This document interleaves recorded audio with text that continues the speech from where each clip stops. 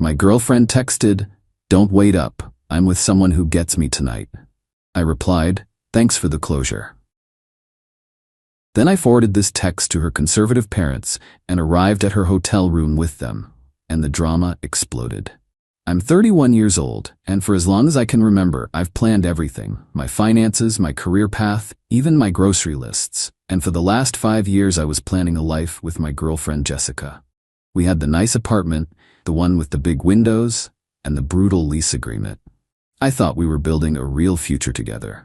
Turns out, she was just subletting space in my life until something better came along. It all fell apart last Tuesday.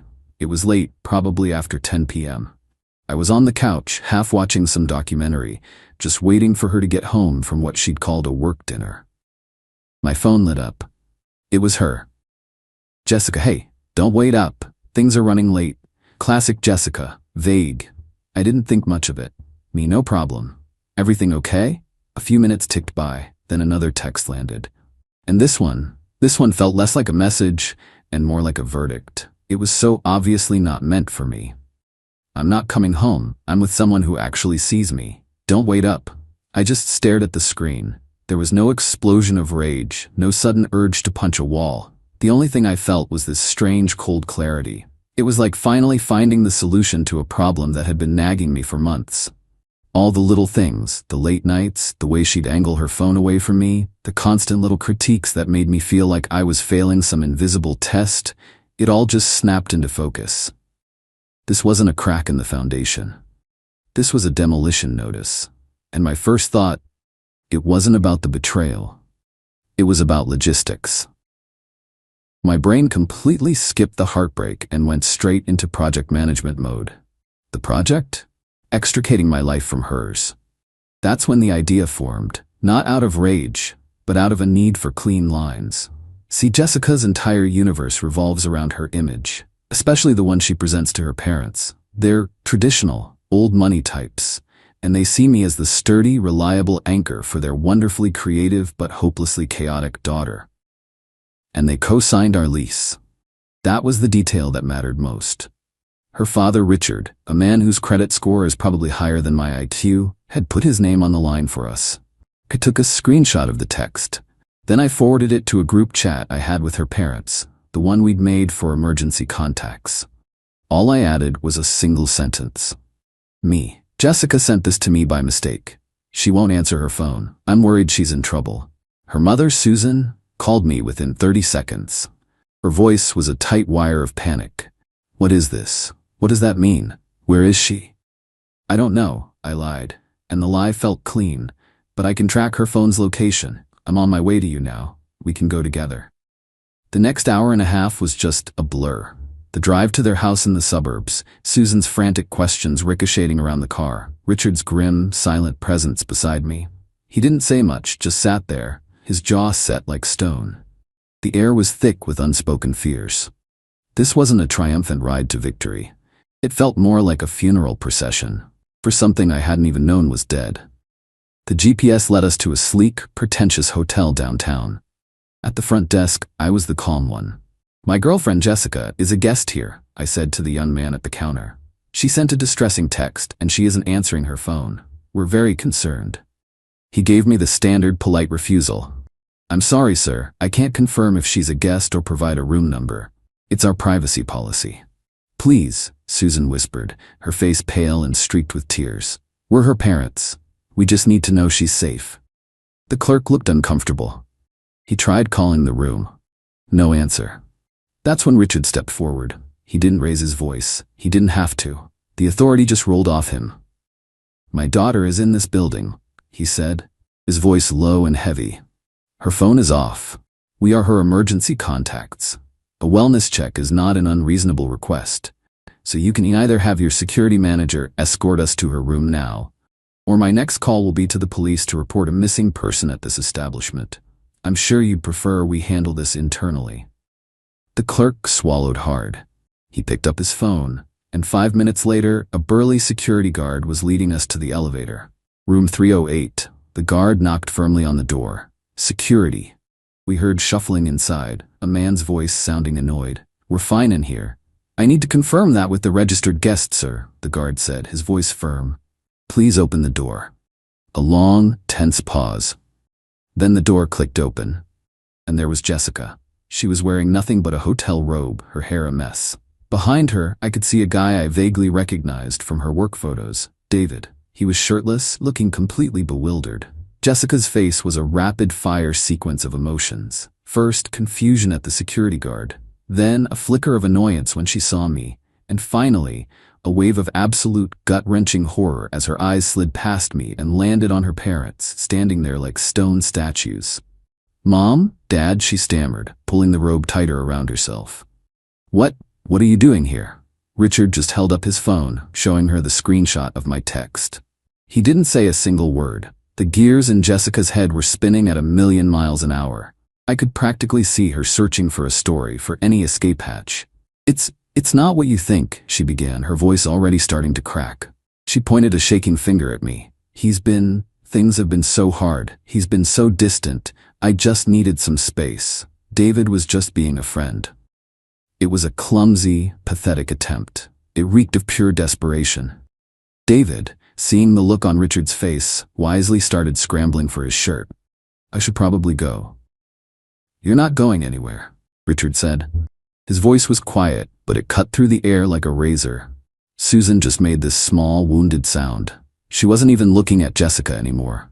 She was looking at me, and her eyes were filled with this dawning, devastating understanding. The lie was so much worse than the cheating. The immediate, reflexive instinct to save her own skin by throwing me under the bus. That was the real poison. Jessica finally turned her eyes to me. The mask of the victim fell away, and for a split second, I saw pure, unadulterated rage. She finally got it. This wasn't an argument she could talk her way out of. This was an audit of her character. And her accounts were empty. "You," she hissed, her voice low and venomous. "You did this." "No, Jessica," I said, my voice perfectly even. "You wrote the text." I paused, letting it hang in the air. "I just made sure the right people read it." I looked at the security guard, then at her parents. "I think you have it from here." And I turned, and I walked away. I didn't listen to the shouting that erupted before I even reached the elevator. There was no feeling of victory. It wasn't satisfying. It was just closure. The logical, brutal, and necessary kind. Update 1. It's been a week, a long one. I've read all the comments and messages. It's strange, feeling validated by thousands of strangers online. But here we are. A lot of you asked what happened right after I left them at the hotel. I went to a coffee shop down the street and just waited. About an hour later, Susan called me. She was crying so hard, I could barely understand her. They were home. Richard wanted to see me. When I got to their house, he was sitting in his study, a glass of whiskey untouched on his desk. The man looked like he'd aged 10 years in a few hours. All he said was, "I apologize for my daughter's breach of character. We will handle it." Meanwhile, my phone was a war zone, a constant barrage of texts from Jessica. They went through all the stages. First rage, "You are a vindictive monster." Then the manipulative bargaining, "Can we please just talk? Don't throw away 5 years." And finally, predictably, the blame, "You pushed me to this with your emotional distance." I read them, I archived them, and I felt nothing. It was like reading a case file about someone else. The next morning, I focused on the big problem, the apartment. I pulled up our lease agreement. Section 12, early termination. It was an $8,000 kill shot. 2 months rent, plus we'd forfeit the entire security deposit. A financial nuke. My first impulse was just to pack my stuff and disappear. Leave her to deal with the fallout. But that was messy. I wanted a clean cut. So I drafted an email to the property management company. I CC'd both Jessica and Richard. The subject line was simple: lease termination inquiry. "To whom it may concern," I wrote, "my partner Jessica and I have broken up, and I need to be removed from the lease agreement for our unit. I am willing to pay my 50% share of the early termination penalty immediately. Please advise on the next steps." I hit send. Then I packed a week's worth of clothes and checked myself into a bland, soulless corporate hotel. And that's where my neat little plan hit a wall. The property manager replied within a few hours, and it was a firm, polite no. Dear Sir, the email read, as per Section 17 of your lease agreement, all lessees and co-signers are jointly and severally liable. The full termination penalty must be paid in a single transaction before any party can be released. We cannot accept partial payments. Of course, it was never going to be that easy. My plan was dead. Jessica called me from a blocked number, screaming, "You're trying to ruin me. I don't have that kind of money. You know I don't." "That sounds like a conversation for you and the co-signer of the lease," I said, and for the first time my cold facade cracked a little. I was angry. "You made the decision to end this in a hotel room with another man, Jessica. The consequences of that are yours to manage." I hung up the phone. I felt stuck. I was still on the hook for all of it. And for a second, I really thought, this is it. The revenge backfired. I'd have to pay the whole thing myself just to get away from her. Then, an email from Richard landed in my inbox. The subject line was just one word, lease. The email was just as brief. "I will handle this. Send me your half. I will remit the full payment and terminate the agreement. Let me know what day you will be out of the apartment." He was cutting his losses, and he was cutting his daughter out with brutal surgical efficiency. He wasn't helping her. He was protecting his own credit. Jessica had made herself a liability, and Richard deals with liabilities. I sent him my half of the money. The cost hurt a lot. I sat there in that sterile hotel room looking at the huge dent in my savings account, and the reality of it all just crashed down on me. This wasn't a game. This was my life. 5 years, a home, a future, all of it, liquidated. And for the first time I felt this deep gut-wrenching grief. Not for her. Not anymore. I was grieving for the man who had so happily planned that future.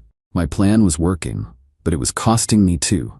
Update 2. It's been a month. The dust is starting to settle, and it's revealing a landscape that is stark and unfamiliar. Richard was true to his word. He paid the full termination fee. The lease was broken. We had 30 days to get out.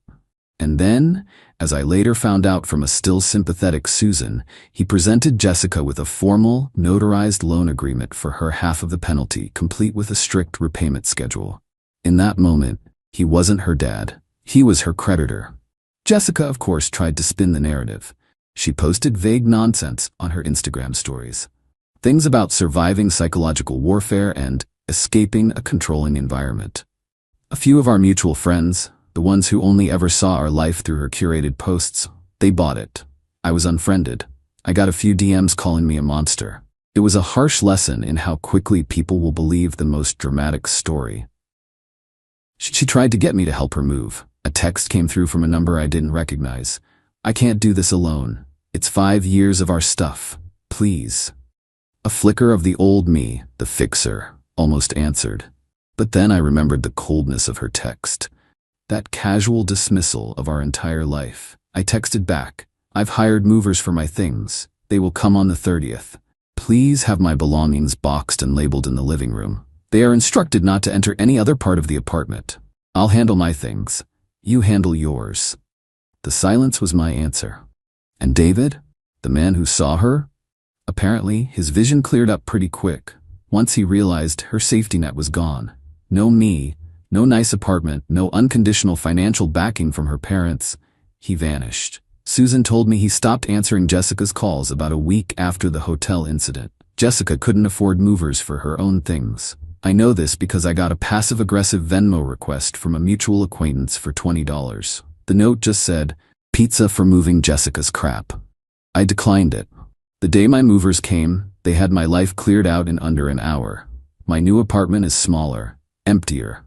As I was unpacking, I found something she must have packed in one of my boxes by mistake. Her old sketchbook. From the first year we were together. I almost threw it straight in the trash, but something stopped me. I opened it. It was full of sketches. Of me. Reading on the couch. Making coffee. Sleeping. They were candid and full of a tenderness that felt like it belonged to another lifetime. The woman who drew those pictures, she was real. The love we had, that was real too. It had just died, and she had let it rot while I was still trying to water a dead plant. And that was the moment the dam finally broke. I didn't cry for the manipulative stranger she'd become. I cried for the woman I had once loved. I cried for the life that was real right up until the moment it wasn't. It It wasn't a calculated move. It wasn't part of the plan. It was just a painful, necessary bonfire of the past. Final update. 6 months. It feels like a lifetime ago. My new apartment is starting to feel like home. It's my space.